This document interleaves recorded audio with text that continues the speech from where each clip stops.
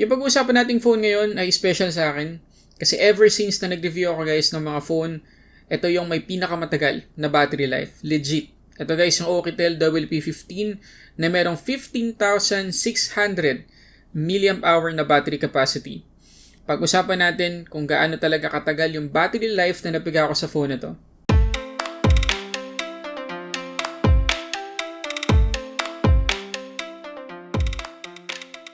Okay, so before tayo mag-start guys, gusto ko muna ulit kayo invite na mag-subscribe dito sa channel natin at i-click mo na rin yung notification bell para ma-notify ka kapag may bago tayong upload. At maraming salamat pala sa Banggood.com sa pagkapadala ng phone na i-review natin ngayon. Ito nga yung Oukitel WP15 at mabibili natin ngayon to for $429.99 or almost 22,000 pesos kung i-convert natin directly. Yes, medyo pricey yan guys para sa isang rugged phone. Pero ang binibili mo talaga sa phone na to, number one syempre, yung napakalaki niyang battery capacity. Pangalawa, updated guys yung chipset nito kasi 5G na yung phone na to. Parang yun lang. Ay, ito yung camera pa pala. Mamaya, ipapakita ko sa inyo mga camera samples. Nakakatuwa rin naman yung quality. Okay, so yung box ng Oukitel WP15 guys ay napakasimple lang. Maliban na lang sa meron na tayo ngayong 5G logo dito sa taas. Okay, open na natin. Medyo malaki yung box na guys, medyo malapad. Tapos meron tayong cover dito na kapag tinanggal natin, makikita na natin yung laman ng box. So, syempre, ayan, andito yung ating WP15. Andito yung ating, tingnan natin kung ilang watts. Ayan, 33 watts or 18 watts, 18 watts na charging brick. So, medyo mabagal yun para sa kanyang battery capacity pero pag-usapan natin kung gaano ko katagal na charge yung phone na ito mamaya. Tapos nandito yung kanyang USB A to USB-C cable.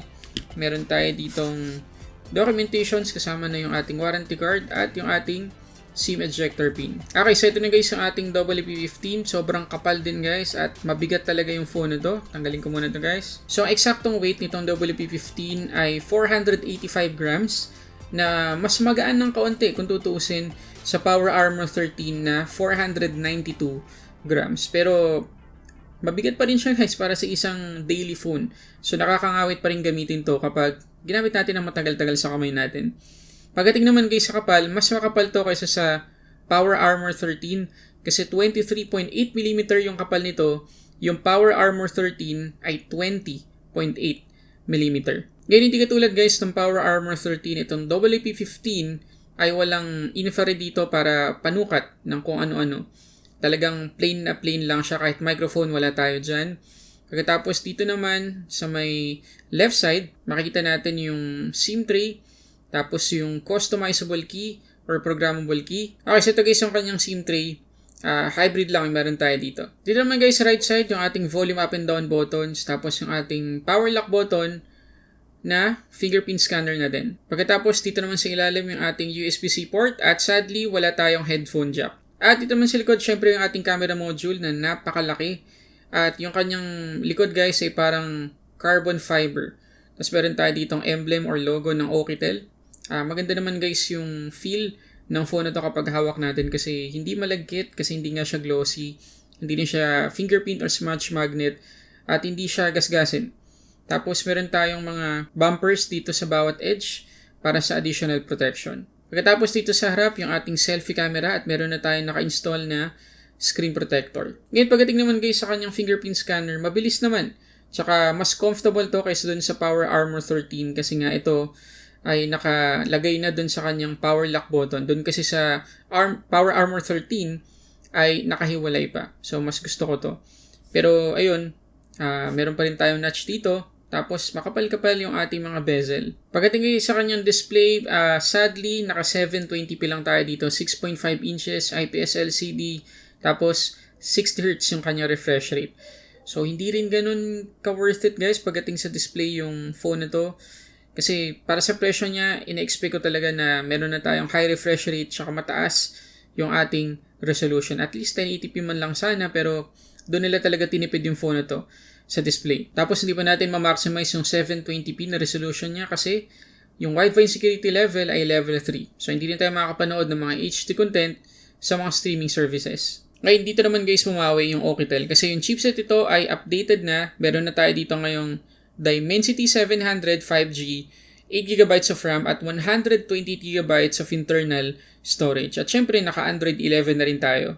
Pagdating sa score guys, mataas yung nakuha natin, 305,518 at malaking tulong dyan syempre yung 720p na resolution. So hindi man ganun kaganda yung ating display, pero pagdating sa performance, hindi tayo madidisappoint dito sa WP15. Pagdating guys sa gaming, katulad dito sa Asphalt 9, hindi yun na-generate lahat ng graphics pero decent yung amount ng graphics para ma-enjoy natin yung buong gameplay at hindi ganun kadalas o kalala yung mga lags na mapapansin natin dito. So enjoyable naman guys. At ayun nga, malaking tulong yung 720p+, maganda yung kanyang chipset. At syempre, hindi ganun kadaling malobat yung phone na to kahit mabibigat na mga games yung patakbuhin natin. Pero syempre, kapag matagal ka na naglaro sa phone na to, makakawit ka rin agad. Pagdating naman guys sa kanyang camera setup, meron tayong 48 megapixels na main shooter, 1.8 aperture at naka Sony IMX 5829 na sensor. Tapos meron tayong 2 megapixels, 1.8 aperture na macro lens, VGA na depth sensor at yung kanyang selfie camera ay 8 megapixels 2.0 aperture. At gusto ko lang i-mention guys na merong screen protector yung kanyang camera module. Pero may mga butas naman para sa mismong camera. So at least may protection kahit papano. So kung titingnan natin guys on paper, decent naman talaga yung camera na inilagay nila dito. Pero tingnan natin ang mga camera samples pati na rin video.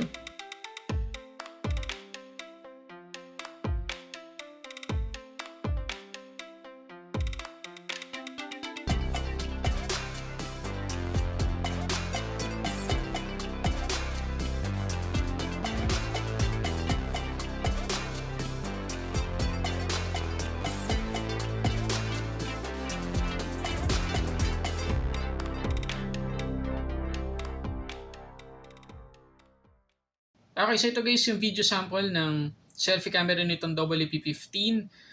1080p yung ating pinakasagad resolution pero I don't think na 30 frames per second yung ating masaset dito kasi ang lagi kapag titingnan ko rito sa preview. Pero okay guys, pagdating sa kulay tsaka sa overall quality pati na rin sa microphone, anong masasabi ninyo? Comment kayo dyan sa baba.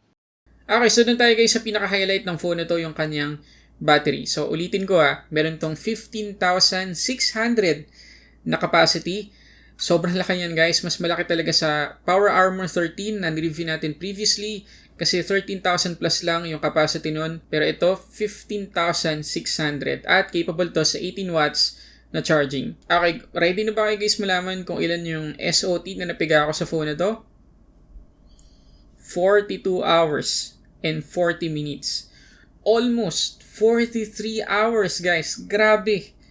Grabe talaga. So, kung i-auto pa natin ang brightness nito, which is siguro naman karamihan sa atin gagawin yun, ewan ko lang kung ilang pang SOT mabipiga natin dito. Pero ito guys, 43 hours, pinakamatagal na SOT na napiga ko sa isang phone na nireview natin dito sa channel. As in, lahat ng phone natalo nito pagdating sa battery life. Pero pagdating sa charging guys, 19 to 100%, 3 hours and 25 minutes yung inabot.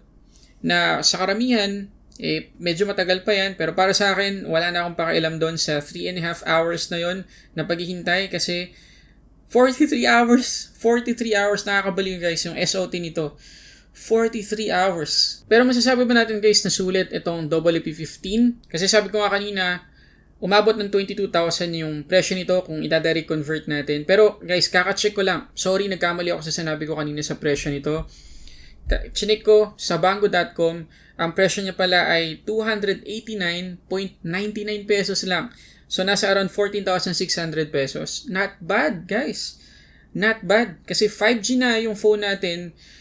Maganda yung performance. Pagkatapos, sobrang lupit ng battery life. Para sa akin, guys, no-brainer.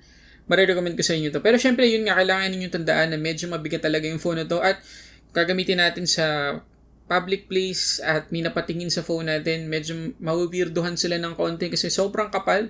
Diba? Sobrang kapal. At medyo kakaiba talaga siya compared sa ibang mga phone sa ngayon. Pero para sa akin, kung kailangan talaga natin ng matagal na battery life, lalo na doon sa mga mahal naming mga riders na nagkatrabaho sa Grab, Lalamove, kailangan ng matagal na battery life sa buong maghapon na pagkatrabaho.